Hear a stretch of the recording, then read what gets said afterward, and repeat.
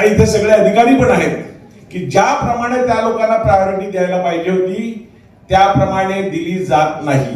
एक दुसरं, इथे शिंदे साहेब आहेत आमचे तांतवाची दुय्यम रजिस्टर मला वाटतं, इथे 79 करायला पण फार त्रास होतो आणि खरं ते सांगतो. आणि तिसरा तास महापालिकेत होतो. महापालिकेत काय त्रास होतो हे प्रवीण भाऊ मी सांगितलं, पण आता परिवर्तन झालेलं आहे. नेते आदरणीय प्रवीण भाऊ आणि ज्या त्या रिडेव्हलपमेंट कमिटीच्या सदस्य आहेत त्या सांगायला विसरलं. खरं म्हणजे या अभ्यास गटाच्या त्याही सदस्य आहेत, त्यामुळे अहवाल तयार करण्यामध्ये त्यांचाही वाटा आहे. आज स्वयंपूर्ण विकास अतिशय चांगला स्तुत्य असा उपक्रम आमच्या प्रवीण भाऊंनी घेतला आणि महाराष्ट्रभर तो राबवण्यात येत आहे. खरं म्हणजे याची आमच्या नालासोपारा, विरार आणि वसईमध्ये फार मोठी गरज आहे. भाऊ इथे लोक फार जडले आहेत. हे तर फक्त 2% लोक आले आहेत, कारण आम्हाला अधिवेशनामुळे वेळ मिळाला नाही. त्यामुळे आम्ही सगळ्याच लोकांची काही संपर्क करू शकतो नाही, कारण कदाचित 50,000 लोक पण आपण जर जाहीर सभा घेतली तर येतील. एवढे लोक जडलेले आहेत. ताईंनी सांगितलं की 1400 बिल्डिंग आज डेव्हलपमेंटसाठी म्हणजे रिडेव्हलपमेंट ज्याची करायची 30 वर्ष, ज्याची 25-30 वर्ष झाली अशा बिल्डिंग आहेत. भाऊ मी तुम्हाला सांगतो की नालासोपारा निर्माण नगर मध्ये एक बिल्डिंगचं आम्ही पुनर्निर्माण चालू केलं स्वयं याच्यातून सेल्फ डेव्हलपमेंट मध्ये. ठाणे जिल्हा मध्यवर्ती बँकेने त्याला 7 कोटी कर्ज दिलं आहे आणि त्या पुनर्विकासासाठी प्रयत्न करतो. पण तिथे आलेल्या अडचणी फक्त मी आम्हाला सांगतो.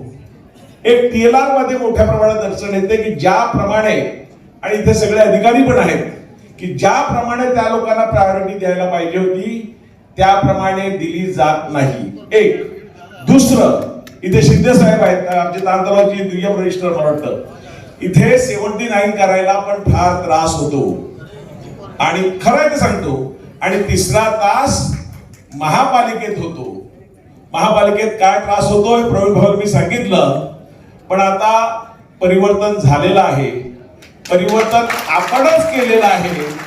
ते खऱ्या अर्थाने जनतेला समर्पित सरकार देशात आहे, महाराष्ट्रात आहे आणि आम्ही आमदारही दोघं तुम्हाला समर्पित आहोत, तुमच्या बरोबर आहोत. पण हे जे तिन्ही त्रास त्या बिल्डिंगला झाले त्या नजीकच्या काळात होणार नाही अशी मी तुम्हाला ग्वाही देतो. कारण प्रवीण भाऊ आहेत आमच्या स्नेहात आहेत आणि मी आणि आदरणीय देवेंद्रजी महाराष्ट्राचे नेते यामध्ये आहेत. ह्या स्वयंविकासाबरोबर साहेब इथे एक प्रॉब्लेम आहे रिसेंट डेव्हलपमेंटला की इथे इलिगल कन्स्ट्रक्शन आहे. म्हणजे ज्या बिल्डिंगला आता रिडेव्हलपमेंटला जातील तिथे त्यांचा 1 फ्लोअर 2 फ्लोअर बऱ्याच ठिकाणी वाढलेले आहेत. तर त्या संदर्भात आपल्याला काय वेगळा निर्णय घेतील का त्याला FSI मध्ये किंवा काय करता येईल का? कारण त्याचा फायदा जो मग भाडोत्री राहतो तिथे जे मालक राहतात त्यांना पूर्णपणे होत नाही. त्यामुळे ह्या संदर्भातील निर्णय आपण जर घेतला तर बरं होईल. सगळ्यांनी स्वतःच्या डेव्हलपमेंट स्वतःच करावा अशी एक संकल्पना आहे. मुंबईला जिल्हा मध्यवर्ती बँक कर्ज देते. आपली पण बँक ठाणे जिल्ह्याने आम्हाला 7 कोटी कर्ज दिलेच ऑलरेडी एका प्रोजेक्टसाठी. पण मी ह्याच बरोबर जे आता प्रोजेक्ट आहेत भाऊ 12-15 वर्षापूर्वी प्रोजेक्ट चालू आहेत. आणि जे स्नेहाताईंनी सांगितलं की डेव्हलपमेंट अग्रीमेंट मध्ये सुरुवातीला फार कुंडळे डेव्हलपमेंट येतात, फार गोड बोलतात, अगदी मधापेक्षा गोड बोलतात, पण नंतर त्यांची जात दाखवायला जातात. ते 1-6 महिने 8 महिने भाडं दिलं की नंतर मग भाडं देण्याचं नाव नाही, अजिबात नाही. कुठल्याही प्रकारे भाडं देतात आणि 10-12 वर्ष प्रपोजल हे रिडेव्हलपमेंट अशाच प्रकारे बंद पडलेला लोक कंटाळले आहेत अक्षरशः. त्यामुळे ह्याहीसाठी आपल्याला काय करता लागेल का? कारण बऱ्याचशा बिल्डिंग ह्या रिडेव्हलपमेंट जाणार आहेत भाऊ, त्याच्यामध्ये OC नाही आहे.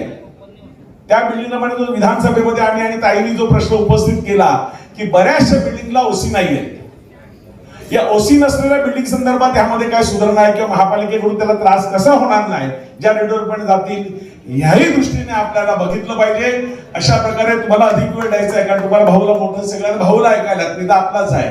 त्यामुळे नजीकच्या काळामध्ये ह्यासाठी आपल्याला करता येईल कारण रिडेव्हलपमेंट स्वयं रिडेव्हलपमेंट स्वतः पुनर्विकास सोपा कसा होईल या वसईतील नालासोपारा विरारमधील लोकांचा कल ह्याकडे कसं व्हायचं प्रक्रिया सोपी झाली तर निश्चितपणे लोकांचा कल वाढेल आणि याचा मोठ्या प्रमाणात फायदा जे 30-30 वर्ष यांनी दुःख सोसलाय, पाण्यासाठी असेल बाकी सगळ्यासाठी असेल, त्यांना आता सुखाचे दिवस निश्चितपणे येणार आहेत. त्याला सुखाचे दिवस आपल्या नव्या घरामध्ये 2-2.5 वर्षामध्ये पुनर्विकास होऊन कसा मिळेल यासाठी हे शासन प्रयत्न करणार आहे. आदरणीय भाऊ त्यासाठी निश्चितपणे प्रयत्न करतील. आपल्या सर्वांना भाऊला ऐकायचं आहे.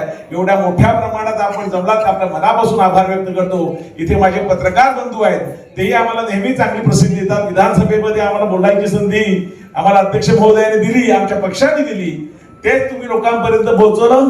याही पुढे आम्ही लोकांना समर्पित असं लोकांसाठी निश्चितपणे चांगलं काम करू असा विश्वास देतो आणि माझे 2 शब्द संपवतो. जय हिंद, जय महाराष्ट्र. भारत. हमारे चैनल सैफ न्यूज लाइव पर अपने व्यापार और सेवा से संबंधित विज्ञापन प्रसारण हेतु दिए गए मोबाइल नंबर पर संपर्क करें.